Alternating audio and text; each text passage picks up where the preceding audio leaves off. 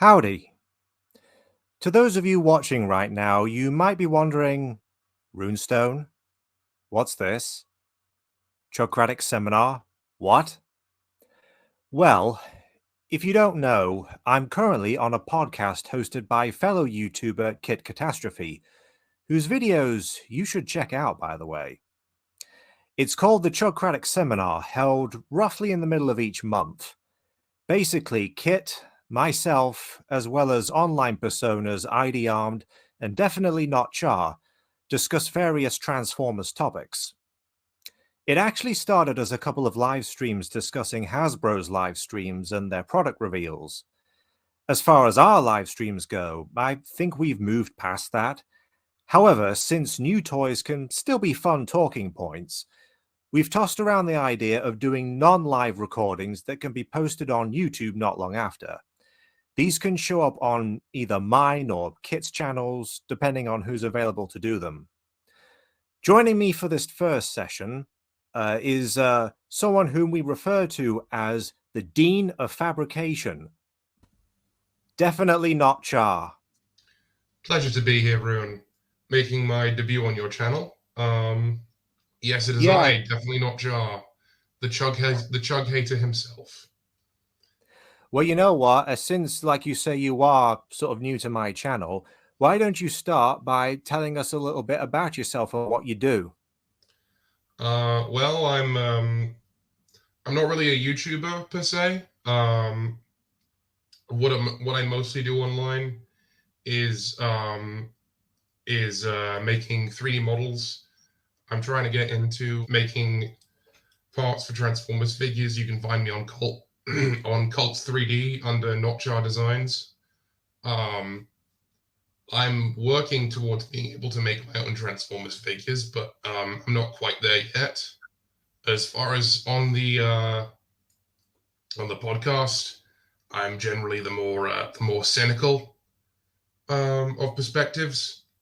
Yeah, I think that's fair to say. Well, cynical, I think, when it comes to Chug, modern Chug. Yes. I think in order of cynicism, it's you, Kit, me, and then ID Armed, who is the Chug Meister. Yes. Anyways, clinical Chug addiction. Yeah, on the subject of what it is you do, I know you did. I know at the very least you've done the wings for Armada Tidal Wave, because you said that the copy that you purchased had them missing. Yes. Of course, given what we learned about it when you were talking about that toy in the seminar, that was missing wings was the least of its problems. Yes. Yeah. Missing wings was the only thing I knew was going to be wrong with it when I saw the listing online. Yeah. For those watching right now, if you want the full story, check out episode 5 of the Chugcratic seminar, where we discuss our top favorite purchases of 2023. It's Char's favorite purchase of 2023, despite how it arrived at his doorstep. I mean, if anything, I think that just speaks to the quality of the toy. You want to know something? What?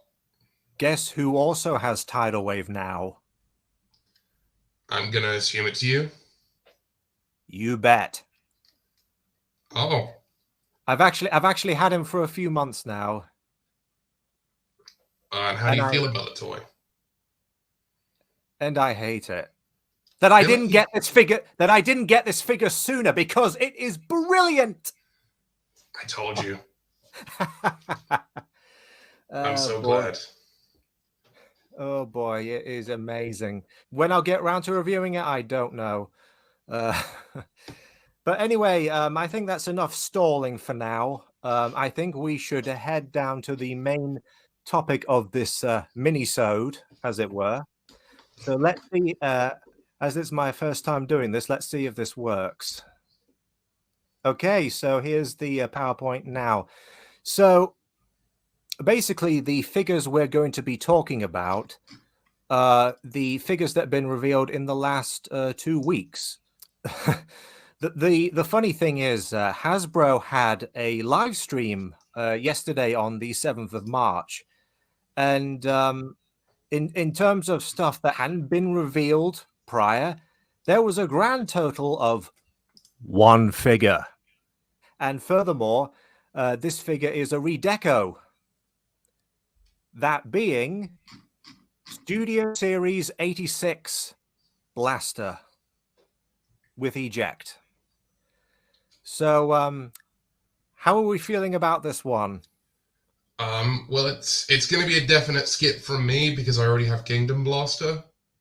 If you missed that toy on shelves when it first came out, I suppose it's a good opportunity because it is a good toy. I think they realized that it was a mistake to gang mold Eject with Blaster's window, so they're trying to do the reverse thing now, where Eject is made of solid plastic, and the window is solid now. I can't say the compromise was really worth it.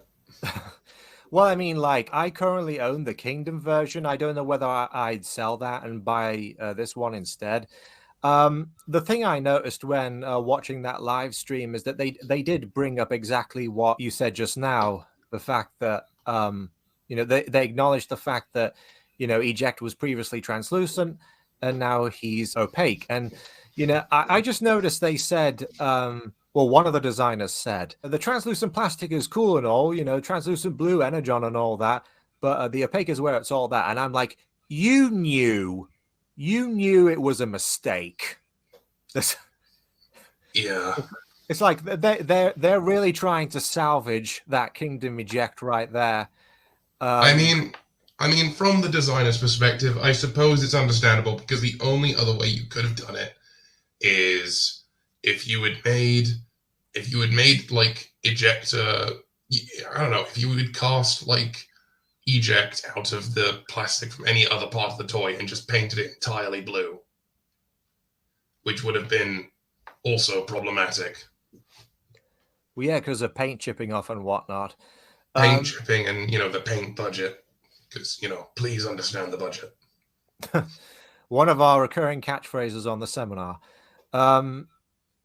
But yeah, to elaborate a little bit further, Studio Series 86, number 25 Blaster. Blaster himself is done in more cartoon accurate colors. So if I'm not mistaken, a lot of the black has been replaced with sort of a very dark gray instead. The face is now white instead of silver. And like we've said multiple times already, Eject here is fully, well, mostly, hopefully, opaque plastic. I don't think there's a single bit of clear plastic on this guy anymore. I don't think there's any clear plastic on the toy, period, now. Which is good, because like let's go back to Blaster for a moment, because yeah, like you said, they redid the door so that it's so that the window's no longer translucent. Yeah. Is that plastic or paint? I'm pretty sure it's gonna have to be a painted decal. No way they would have made new part separation just for this. I should also point out that this one will be a Target exclusive. I don't know whether that means he'll be much pricier than the average Voyager in the Studio Series. I wouldn't know. It might make it a bit difficult to find here, but then again, Transformers are always hard to find in the UK. Do you think this will be scalper bait because of the opaque Eject? Ooh, that might be the case.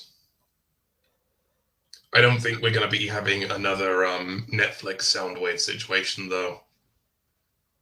Because, it's not that different. Personally, and I don't work in the toy industry, so maybe there's more to this than I know.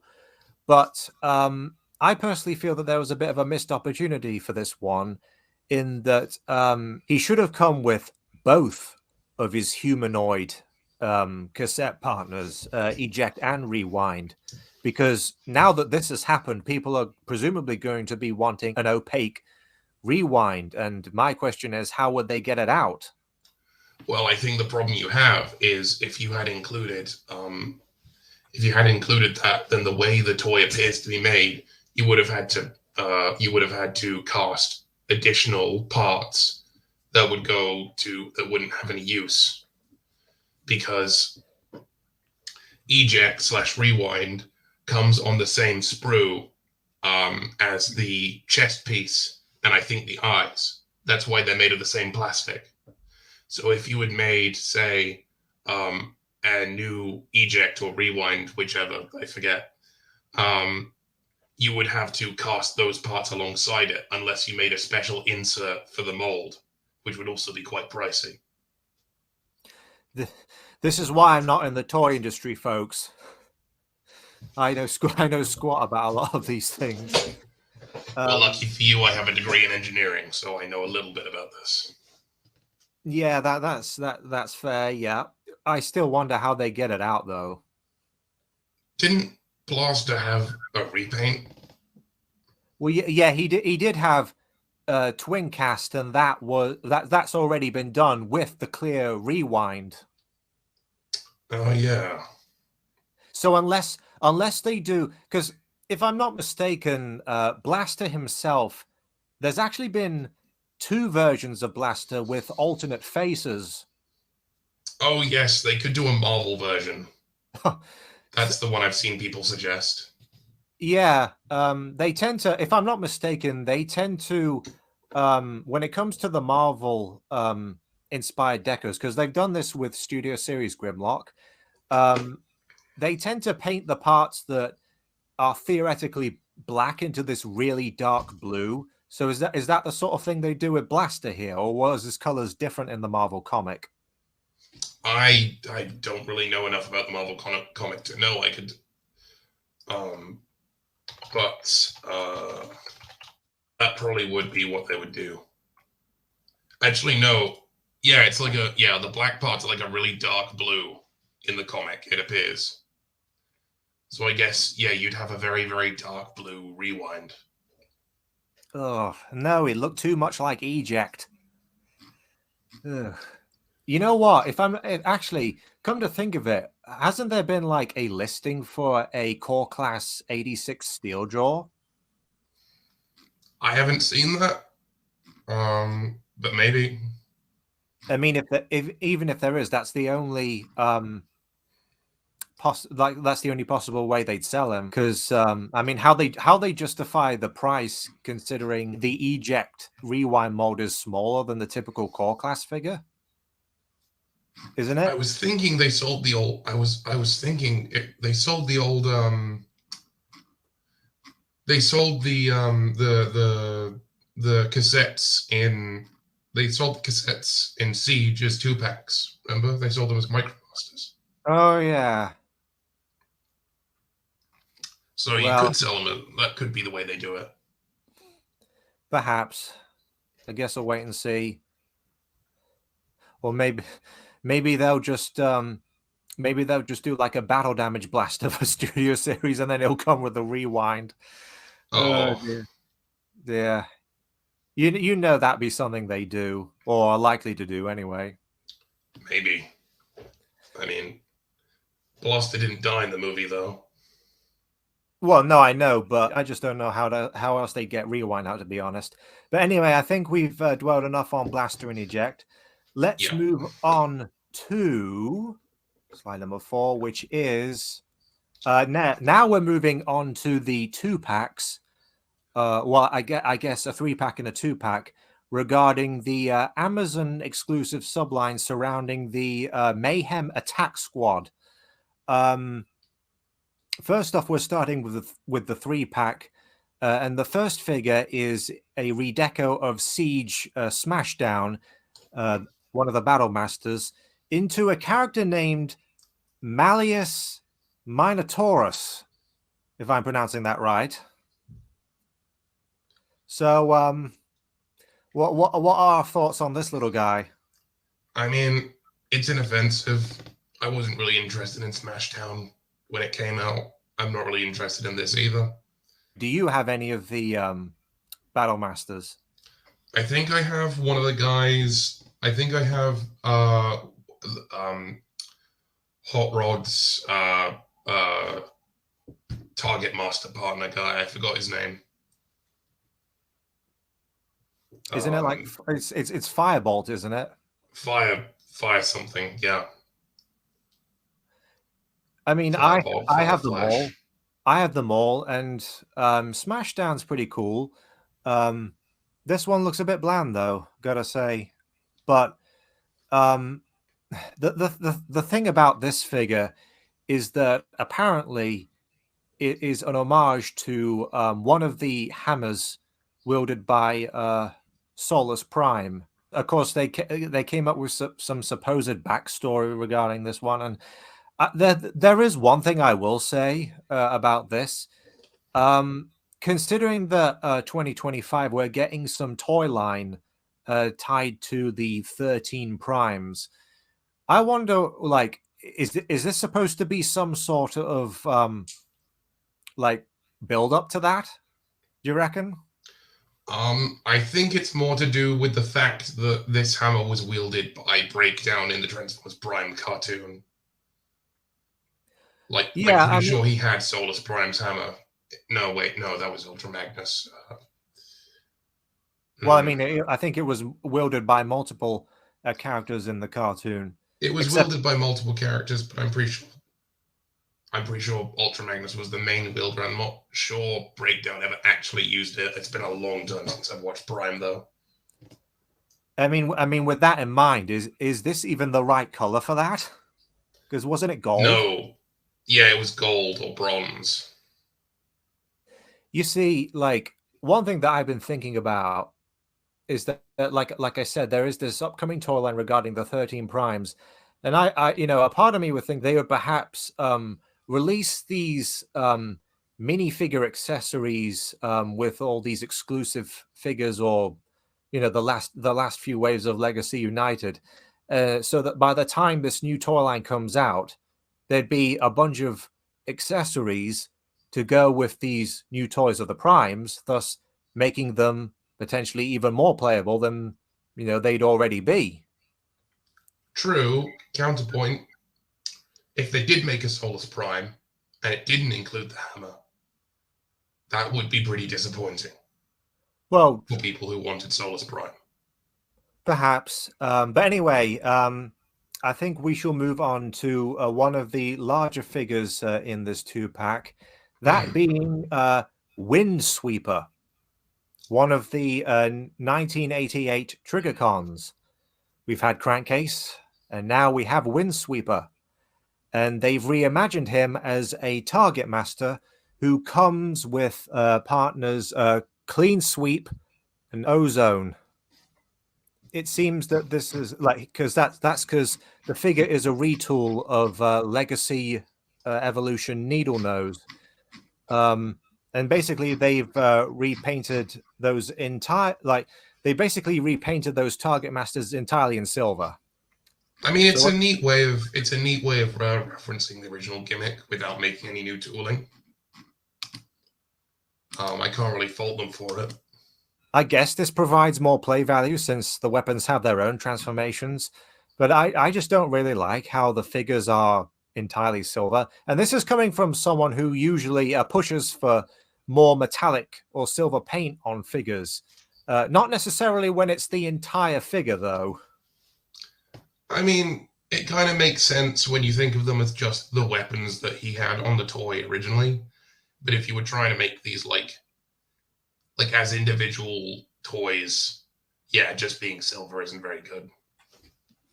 Considering that G1 Windsweeper has a fairly similar transformation to Needle Nose, it's no surprise that they went this route for Legacy.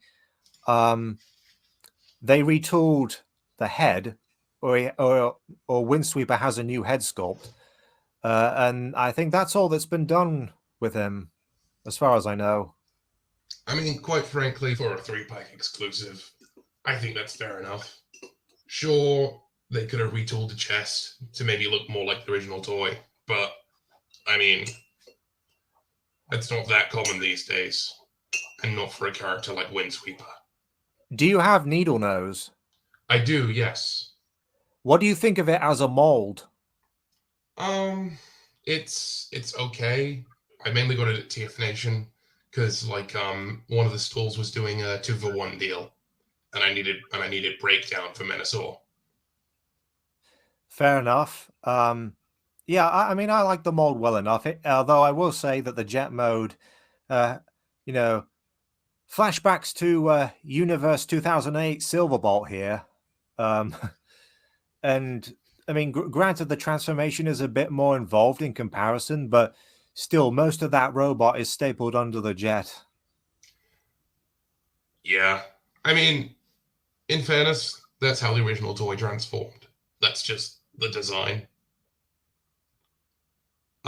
But when the entire leg is just under the wing, it's pretty silly.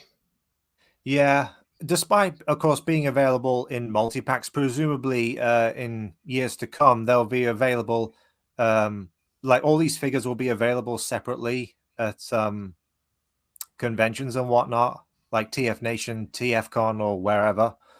So if you only want one figure from the box set, you can get it separately, hopefully. Speaking of other figures in this particular set, we shall move on to none other than Prime Universe Breakdown, a retool of his rival, Bulkhead, Legacy Bulkhead. I don't own Bulkhead, by the way. Neither do I. What, neither do you? No, I don't own Legacy Bulkhead. Is it because he's not that faithful to the Prime design, or? I mean, there's that, I suppose. I'm not like a Prime super fan. I know some people were definitely disappointed with it. My problem is just the toy doesn't look. I don't know. The toy just isn't that interesting to me. Nothing about the toy is really particularly impressive to me. It's just a very basic truck former. I mean, I guess I can't entirely disagree with that because it pretty much follows the standard by the books transformation: front of the vehicle chest, rear of the vehicle legs, arms from roughly the midsection. I mean, it looks okay, and I mean, of the two, I do think it looks a bit better on Breakdown, but not by much. I mean, I feel like a lot of people are still pretty sore about the original Breakdown toy and about how that never got a Western release. And making the next Breakdown toy, not even giving him his own mold, I don't know. I feel like Hasbro should have read the room a little better. Yeah, I don't think, with the exception of Skyquake and by extension Dreadwing, I don't think a lot of people are happy with how the Prime characters have turned out in Legacy. Yeah, I think a lot of Prime fans feel very sore right now. Maybe I'm wrong though. Well, I mean, I know a few people like who I speak to online who are particularly sore about the Prime characters. I won't obviously name drop them, but yeah, they're really not happy with how a lot of these Prime characters have turned out. I mean, I should also add it's not just Skyquake and Dreadwing, but also technically Thundertron, and he wasn't even in the cartoon, and yet Thundertron is more faithful to the design he got before. Yeah, that is true. Thundertron is like the only one that appears to be at all faithful to his original design. I mean, like I say, Skyquake and Dreadwing aren't bad, although you can tell there's a little bit of the G1 Skyquake in that mold. I'm still waiting for the Pulse repaint in the G1 colors.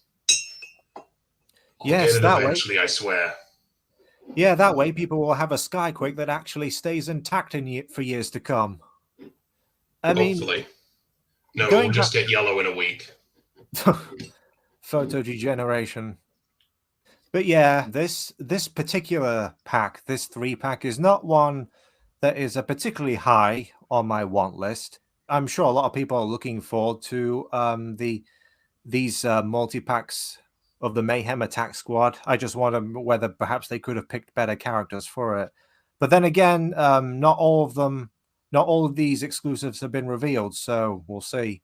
I think now we should perhaps move on to the 2-pack of the Deluxe Insecticons, starting with Chop Shop. So this one is, in my opinion, the better of the two. It's decent.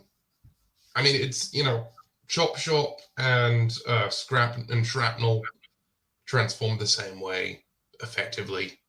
So it wasn't a surprise that Chop Shop would be a retool of Shrapnel, like he has been for every single toy since his original release, besides that one pack-in toy with Megatron. But, it's serviceable.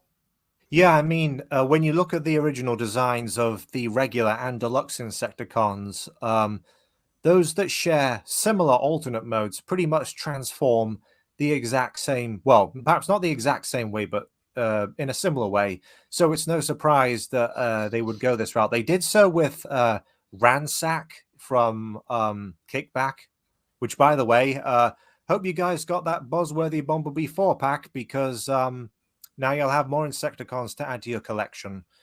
But yeah, I gotta say, Chop Shop's looking pretty nice. I do like the orange against the brown and silver and all that. And I like the mold itself well enough. Is this another mold you own? No, I don't own this mold. I skipped all the Deluxe Insecticons because I had the Legends ones. Something that you brought up in past Chugcratic seminars is the fact that you prefer, in terms of Chug itself, you prefer the old days in which they reimagined the characters' designs instead of just straight up copying them from the source material. That is correct, yes. The thing is, though, when it comes to the Insecticons, or at least the regular ones, I'm not sure how you would reimagine them beyond making them more realistic insects like they did with the Beast Wars cast in Kingdom. Well, there's a few ways you could reimagine them. I don't think everything has to be like totally reimagined or redone. I just don't think that 100% trying to be accurate to the cartoon designs is really necessary. I think they could just, if they really wanted to, update the designs and tweak them to make them more dynamic. I mean, if I was going to reimagine the Insecticons myself, I would maybe consider making them farming equipment or something. What, like as an homage to their debut episode? Well, yeah, and also because I feel like, things like combine harvesters and tractors would have similar sort of shapes that you could reimagine as the, iconic details of the various characters. So, you could have the front bit of the combine harvester become the, big horns on Shrapnel, for instance. Or the plowing bits on a tractor become the legs on Kickback, stuff like that, That's fair enough. Where I stand with the Insecticons, they're pretty much just decent toys for what they are. They're not particularly remarkable in terms of design or transformation and all that, but they achieve what they set out to do, basically. Yeah. The way I see it. And that is true for Chop Shop, and that is also true for the other Insecticon in this set, Barrage, or is it Barrage? I think it's just Barrage. Well, however you pronounce it, he is retooled from Legacy Bombshell, and I imagine a bit more extensively at that, because in all fairness, Barrage, whatever, has a bit of a different the original toy, that is. His transformation is a bit different to Bombshell's, if I'm not mistaken. Yeah, so I don't think the toy is so much retooled as it is. They changed a couple pieces. I think the main pieces they changed were the head and the horn of the beetle mode. They changed it so that the main change appears to be that you flip the torso around and the back of the torso becomes the front of the torso. But I'll be honest, to me, this looks more like someone's custom. This looks more like an extensive custom than an official toy, with the mushroom pegs and the screw holes facing towards the front. Yeah, it's never a flattering look when that happens. No. And on one hand, it is clever the way they did it, and I sort of have to give them kudos for figuring out how to do that, you know. But on the other hand, I feel like the execution is pretty flawed. I feel like I don't know what they could have done. Maybe make gap fillers for the torso or something. But it's just right now with the way the torso looks, it doesn't feel like an official toy. You know what I mean? The problem I have with it is that it feels like the head sags too close to the ground. It feels like the beetle head is supposed to peg into what I assume is the robot mode head, but it doesn't, and it just sort of droops down. Oh yeah, I see that too. I see that too. I think it might be able to go a little bit further up, but I'm not sure. We can't really tell from this angle. To me, this toy just feels unfinished. That's my takeaway, honestly. Well, it's a shame because the Deluxe Insecticons I think are cool. I agree. I just think I guess I'm in agreement with you that perhaps they could have gone a little further with this one. And as for the last Deluxe Insecticon, well, that's Venom, and he's apparently in this upcoming 13 Primes Toyland. We still don't know the actual name for that, by the way. God help us all if it's named Generations Prime. Ugh. Oh, That won't be confusing whatsoever. Hasbro, for some reason, cannot think of new names to name their toy lines. Well, I mean, it could be just a placeholder, but well, I guess we'll find out soon enough, probably near the end of this year. And I mean, hopefully Venom turns out all right. He's a cicada, isn't he? Yeah, yeah, he's a cicada. He might be an original mold, but I'm suspecting he's probably going to be a kickback retool. Oh, time for that monkey's paw again. Oh boy. What do you expect? It's modern Hasbro. We're Transformers fans, can you tell? But anyway, let's move on because we're pretty much done with the Mayhem Attack Squad for now. They'll probably have more reveals later this month because I think at least one of the other figures, well, correction, 3 of the other figures are Knockout, Bludgeon, and Ruckus. I'm interested to see what they do with Bludgeon, considering there's already been a Bludgeon that was a repaint of another toy in this toy line. Well, I mean, the only thing I can think of is Marvel comic colors, but I don't exactly know how well yellow will translate on that mold. But it's the only thing It could be in a robot Bludgeon. It could be, but but then he looked pretty similar to the Legacy Bludgeon because he's he's a fair bit green, and so is in a robot mode Bludgeon. Yeah. Also, I don't think they have any tanks right now that they can that they would be able to make into a Bludgeon. I'm trying to think of one. You know what? You know what would be weird if you know the Earthrise Megatron mold that they redecoed into G2 Megatron. Oh yes, yeah. Well, it would be kind of funny if they actually redeco that into Bludgeon based on the Destructicon Bludgeon that was redecoed from G2 Megatron for Robots in Disguise 2001. Oh yes, I remember this now. Yeah. Actually, slight correction. It was combat the smaller combat hero Megatron that was redone as Bludgeon. Yeah. But you get the idea. You get the idea. Yeah. It would be weird if they went that route. It would be a full circle moment for sure. But anyway, enough of the Mayhem Attack Squad. Let's move on to Pirates, specifically the Star Raiders subline. Who we have pictured here on the screen is Ferak, who is a redeco and retool of Kingdom Cyclonus. You see, this confused me because I thought this was supposed to be Shattered Glass Cyclonus. No, Shattered Glass Cyclonus is decoed after Generation 1 Hot Rod. Ah. He's red with bits of orange on him. I see. So where does Ferak come from? Because I'm pretty sure I saw the original classics Cyclonus in this deco. Yeah, here comes my favorite part, context time.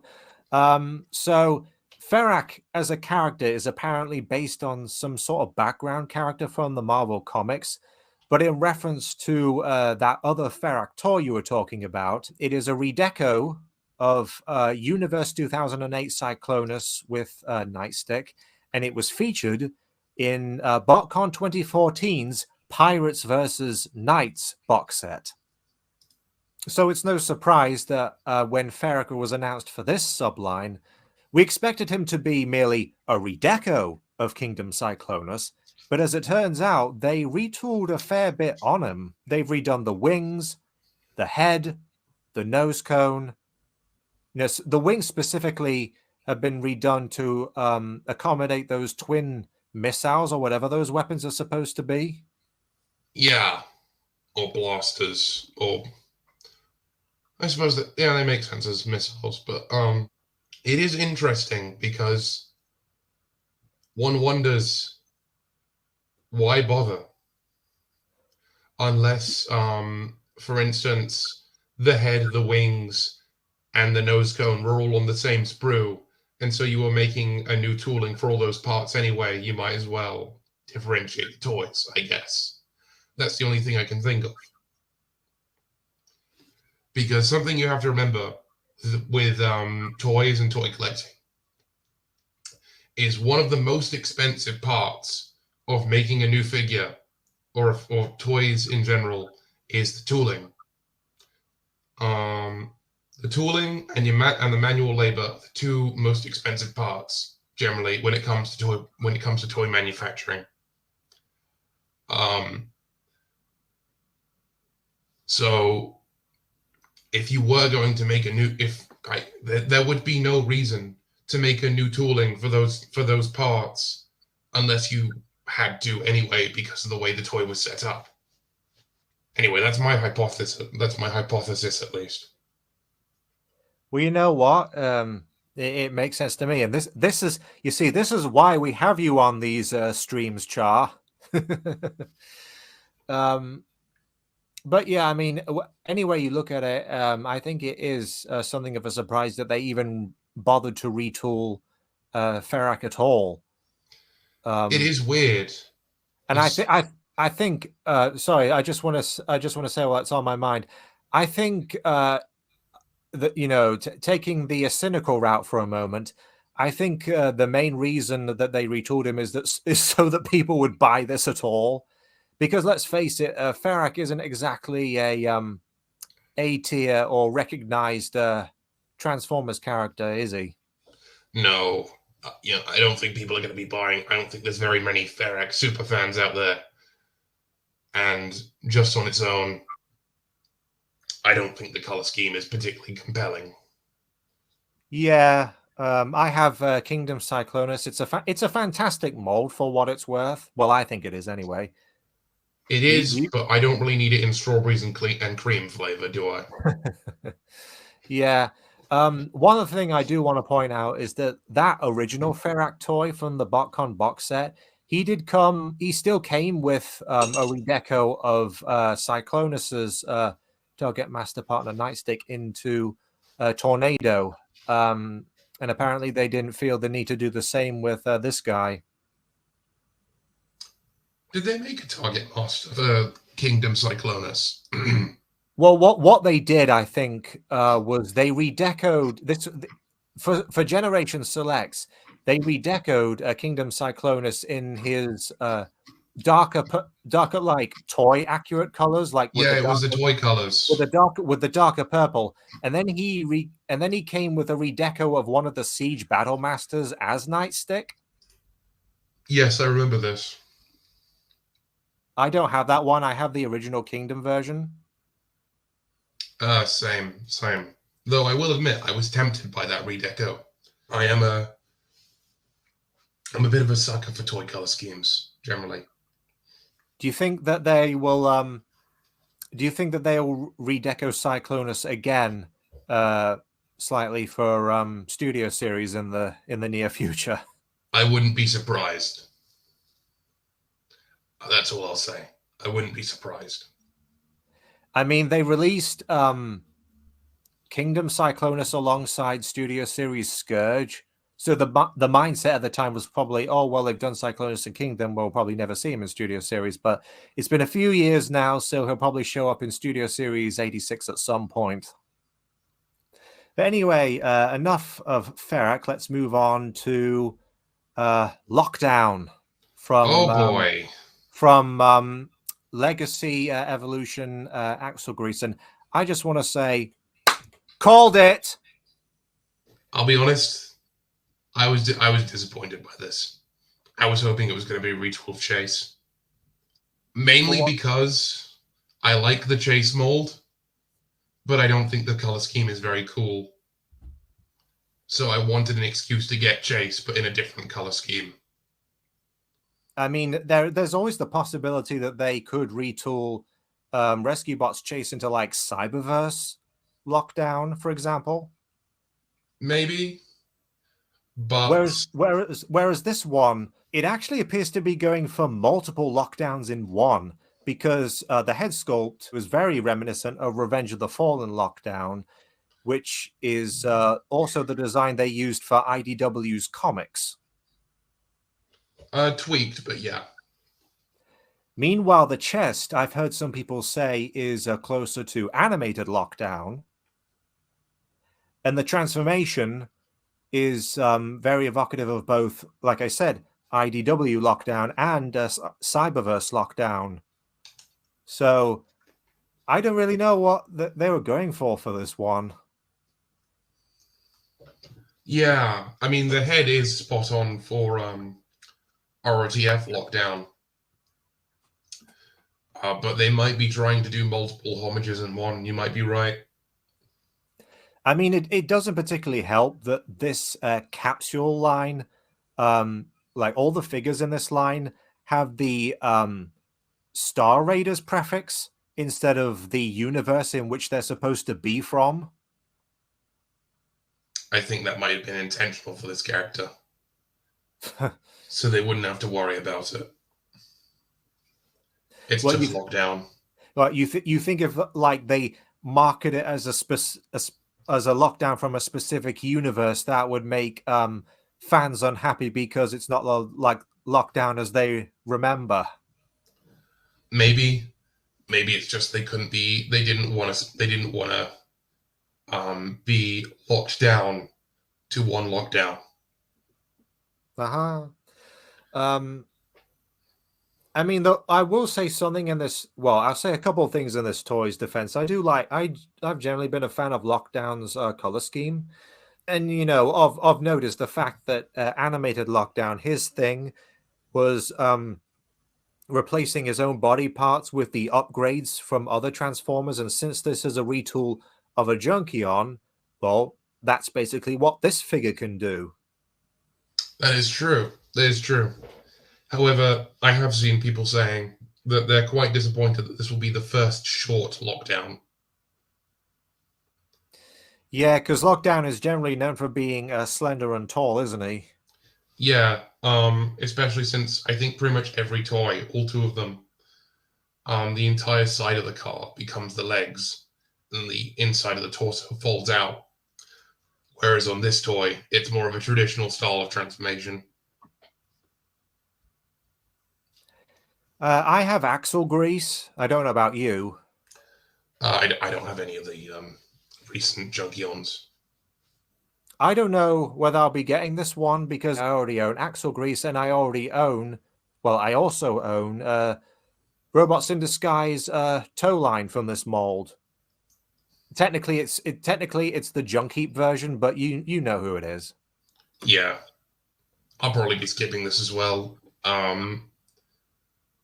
this mold doesn't particularly interest me, and there are other lockdowns that I want more than this. Well, I think in that case we should move on to, at the very least, we could say an unexpected character, Filch. Supposedly, Robots in Disguise 2015 Filch. Yeah, so this is interesting because this is actually a character I kind of wanted a toy of when I first saw it in the show, because I actually watched a bit of RID 2015 when it was first coming out, and Filch was one of the characters I kind of wanted a toy of, and they never made a toy of it. Yeah, Robots in Disguise 2015's, well, one of their greatest sins where the toy line was concerned was ignoring so many of the Decepticon designs. Yeah, it was a shame, because they had a lot of designs in there that were absolutely ready for toys, that could have been made into toys, but never were. And I don't know whether that was a budget issue, or they didn't think they would sell, or whatever, but it's somewhat unfortunate. With this, it's certainly unexpected, but it kind of just feels like it's just Airazor again. It doesn't feel like Filch. It feels like Airazor wearing a Filch cosplay. Well, I mean, how would you have done this character? Because when you look at when you look at her design, it's not exactly that dissimilar to Airazor, really. I mean, new molds are cool and all, but I'm not entirely surprised that this was an Airazor retool, given Filch's robot mode design. I mean, I'm not surprised that it's not a new mold. And quite frankly, I was never really expecting this character to get a toy anyway. I'm not going to say like they did a bad job, but they didn't do a good enough of a job to make me want it. And I don't know what they could have done to do a good enough of a job short of an original mold for this character. All I mean, of the pirates, Star Raiders, Star Seekers, whatever, I will say this is the one of the few I might pick up, because it is nice when the obscure characters get attention once in a while. At the very least, it's novel. And all I can say is, gee, I wonder if a certain headmaster at the School of Athenia will be picking this one up. But anyway, onto the last figure, or at least for the time being, for the pirates, Cannonball from the Skids mold. To say that Kit wasn't particularly happy about this one, kind of an understatement. Yeah, I can't blame him. As someone who is one of the few fans of the original Cybertron Red Alert mold, I can see why he doesn't like it. The Skids mold / Crankcase mold isn't that great to begin with. I mean, I see why they did it. You wouldn't make a new mold entirely just for this character, and they already had a Humvee guy or a van guy, so it makes sense. But it just ain't that good. I would have liked to have had Kit on for this particular minisode, because him ranting would have been a nice explosive end to the stream. But like you said, I can see why they... and also, called this one too! But again, I could understand, I agree with you that I could understand why they went this route, because, similar alt modes. And for what it's worth, in a vacuum, the deco on the vehicle mode looks nice. I mean, it's nice, but it kind of pales in comparison to the deco of the original figure. I'm actually, a part of me is actually surprised that they seem to have gone down the road of making it more like Skids than Crankcase, despite the fact that Crankcase has a similar, well, if I'm not mistaken, he has a similar chest design to Cannonball. Similar molding on his chest. He has a different chest, but it's not if they had kept the same sort of transformation, then you could have done like a different chest. Actually, yeah, you got like the chest vents. I see the similarities. Yeah, but I would have done it more of a crankcase style transformation rather than keeping the skids transformation with the hood chest, because I don't think the hood chest really works for Cannon. From what I understand, that would probably have made Kit even more infuriated because he absolutely hates Legacy Crankcase. Just going back to a thing you said earlier about the original mold, like the original Cybertron Deluxe mold for Cannonball / Red Alert, is it really that unpopular? I've heard people say it's unpopular. People say it's, out of proportion, and it transforms weird, and it has limited articulation. Personally, I quite like it. I think it's unique. I wish Yeah, I could find one for a good price. Yeah, because I mean the proportions thing I can sort of understand, but from what I've seen of the transformation, it has a really clever trick where the front and rear of the vehicle come together, snap together to form the legs. And the best part is that the hips and knees are still fully functional despite that. Yeah, it's a clever trick, and I quite like it, even if it means that he completely lacks a thigh swivel. But I've always been of the opinion that a interesting transformation can make a Transformers figure on its own. Like, it can have limited articulation. It can be not the best figure in the world, but if it has an interesting transformation, then you're basically halfway there already. You know what I mean? Because for me, a Transformers figure is the selling point is the transformation. Yeah, and I do get that. I know a lot of people say it's only like a third of the toy, but sometimes a really clever transformation can make a figure worthwhile. I mean, a third is a third, I mean, that's a large portion right there. if all three elements are there, good, even better. But still, a couple of other things about this guy. It appears they've retooled the left hand with a weapon that is supposedly an homage to the original Cannonball. Yeah, it's the little claw thing. I don't think it's going to be able to swap out, unfortunately, though. Maybe I'll be wrong. And the other thing is that I don't know if it's pegged or outright glued or fixed to the top of the vehicle, but that appears to be a Cyberplanet key. Yes, we saw this on Legacy Starscream that was leaked recently. I'm pretty sure that's going to be removable because it's removable on Legacy Starscream. It just makes more sense that it would be removable. Well, I hope so anyway, because like you said, there's a key with Starscream. There's apparently going to be a key with the upcoming Legacy Cybertron hotshot. And of course, I have no doubt in my mind that we'll be getting a Red Alert from this guy at some point. Oh, which is weird because they're also for this yet again. I refer back to the 13 Primes toy line. They're doing an Armada Red Alert as well. Oh yeah, and that'll be a Voyager. So hopefully it won't be, at the very least, it won't be yet another retool of the Skids mold. Oh yeah, that actually flashed through my mind when you said that. I was like, oh god, it's going to be a Skids retool. It's going to be another Skids retool. Monkey's paw again. Please, no, I do not want a Voyager class Skids retool.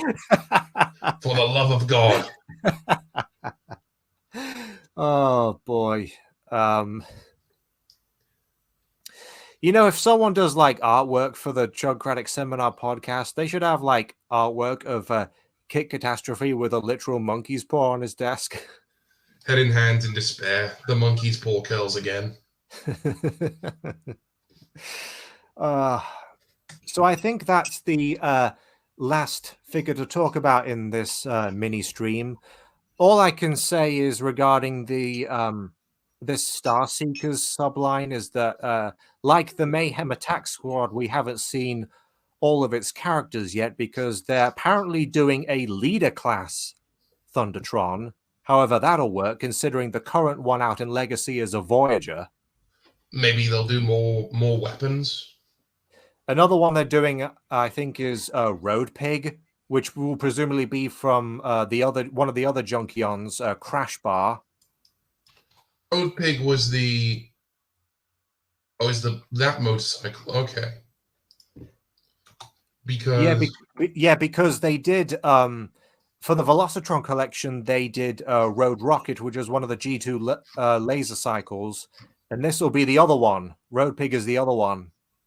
Yeah. This I wonder if they're going to retool that to be more like the other motorcycle, or if it's just going to be a repaint. When it comes to Road Pig, two other things spring to mind. One, will they do the G2 Soundwave laser cycle? Because they did jazz for that Toxitron collection, except it was just called like G2 Universe Laser Cycle or something. The other one, and you know, it'd be cool if they did this, because I know ID Arm did a custom of Sideways. I like to see a Sideways versus AXA 2-pack at some point. Oh yeah, bring it back to the original. RID 2001 Sideways versus AXA, because Lord knows if I'll ever like find the originals at this point. Yeah. I think that just about wraps it up for this mini-sode. Perhaps not the most cheery of streams, but you know, consider this like a little test run. My apologies that ID hasn't been here to balance out my pessimism. Well, you know, obviously we're all in our rights to our opinions regarding these figures. So, and he's enjoying himself at TFCon. So, yes. In a future Chugcratic seminar, hopefully episode 7, he'll tell us all about his adventures there. I'm looking forward to it. Episode 7 of the Chugcratic seminar, all being well, should hopefully happen on Sunday, the 17th of March. In that particular seminar, we'll be discussing various Transformers toys that we feel fit into the following 4 categories: overrated, underrated, overhated, underhated. I've definitely put down my picks. I know Char and Kit has. So I guess we're just waiting on ID when he gets back from TFCon. In the meantime, I'll post all links in the description box, including to Kit Catastrophe's channel, the Chugcratic Seminar playlist. Hasbro will be doing more of these live streams throughout March. The next one will be on the Pirates. So since we've talked about most of the Pirates here, I don't know if I'll do one next week or the week after. Thanks for coming on, DefinitelyNotChar. I appreciate the opportunity. Keep up the good work regarding the 3D printing and modeling and all that. In the meantime, this has been DefinitelyNotChar and Runestone saying take care till all are one.